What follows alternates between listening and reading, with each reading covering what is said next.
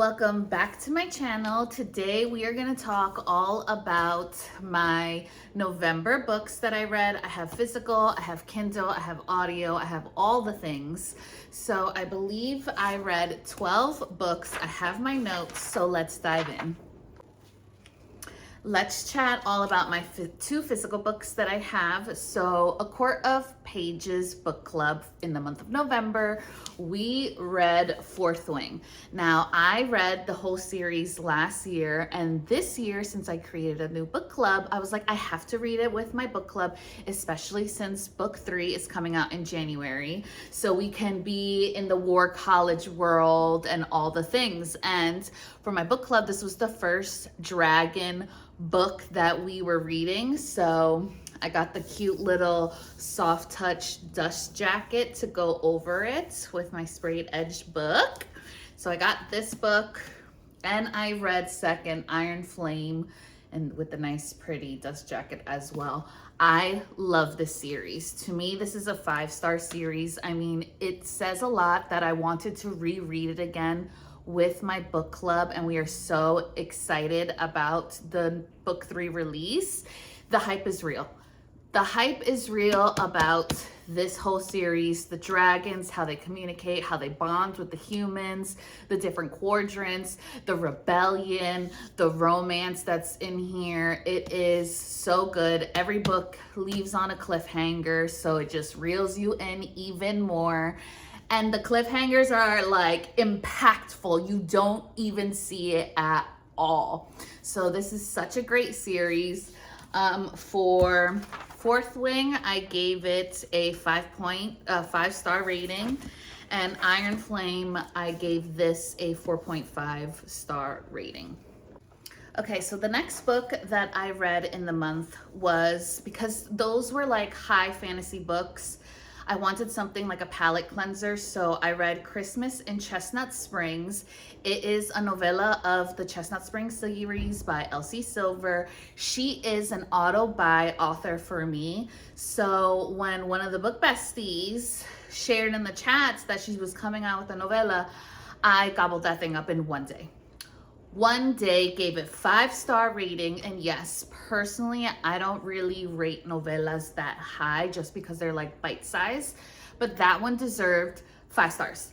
5 stars. I love that series, so yes.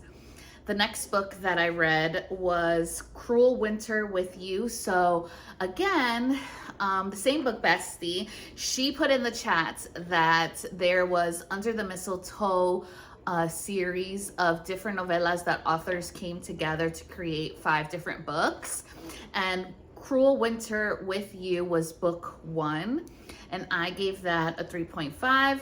I downloaded it on my Kindle, but it came with the option of listening to it. So for the whole series, I just listened to it. I was doing the immersive reading at the same exact time, but for the most part, like if I was driving or like doing something around the house, that I was like listening to it. And then after I got like the holly jolly fix, because I read 2 Christmas books back to back, then I forgot I actually had this, my trophy book, because I listened to this from Hoopla, but I forgot that since it was recently on sale, I believe I got this for like $9. I just got it right now. So I do have 3 physical books this November recap. Off the Races, Court of Pages, we have been reading her Rose Hill series, but I never read this series. So because I had that bite-sized novella, I was like, now it's time to dive into the new world. Now, out of the 2 other series that I have read, this one was slightly underwhelming. Like, I love her writing, I love her character developments, but it didn't hit as hard as I thought it was. So I gave this a 3.5. It's small town romance, cowboy, like the whole entire thing. She's a horse trainer. He's been going through like difficult things, so they come together kind of. It just didn't slap as hard as it needed to for me. I'm still going to continue the series and listen to it, so we shall see, because every single book is about a different couple. But yeah, 3.5 for this one. Now, the next couple of books were during the time that I was having parent-teacher conferences. If you didn't know, I'm a second grade teacher. So I was like at school a lot, I was prepping a lot, so I needed some easy books while I got all of the things ready. And plus I had to like stay after school for a long time. So I was listening to this in that time frame. So I did continue the Under the Mistletoe series. And then I read Merri Ever After. That one I didn't like as much. I gave it a 3.0. It was okay, but it was not, actually, I take that back. It was a 3.0 because the next one, All by My Elf, I didn't like that one at all. Like, I remember just like floating through it, not my jam. And then I went into Merri-ment Mayhem and I gave that a 3.0, which it like helped the series out, if that makes sense. I'm not gonna really dive too much into it because they're like 100 and something pages, quick, easy reads, holly jolly spirit, like, you know, palette cleansers. They did what they needed to do vibes. That's the kind of series for you. And then I jumped in because I was like, okay, I can't oversaturate with the holly jolliness, you know? So I was like, let's read Throne of the Fallen for the Sisterhood of the Traveling book. If you didn't know, I started something new with my book club where one book gets, you read it for 3 weeks and it gets passed around like the Sisterhood of the Traveling Pants, but in a book form. So I loved Throne of the Fallen. I physically don't have it with me because it's traveling amongst the book besties. So what I did with that was I read it on my Kindle and I listened to the audio. Listen to the audio. The audio did it, like took it to the next level, not necessarily for like the narrators, but because it has to do with like the unseelie, the fake kingdom. It's like a dark romance vibes. It's about Prince Envy and his kingdom, and he's playing all these games, and there's an artist and there's like demons and stuff in there. So you can truly hear like the eeriness in the audiobook. So that's why I suggest listening to it.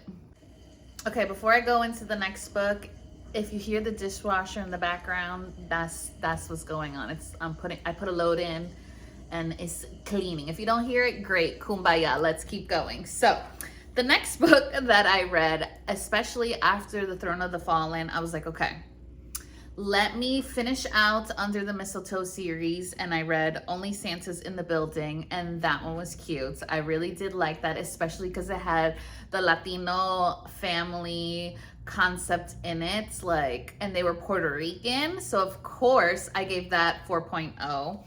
So closed up that whole series. Then I dove into the Harry Potter world. I've been reading, so I am a huge Harry Potter fan, but I've never read the book. So now that I have, or the book series, I should say. So now that I have a book club, I was like, I have to like dive into this book series. So I have been listening / reading Harry Potter and the Half-Blood Prince, gave that a 4.0.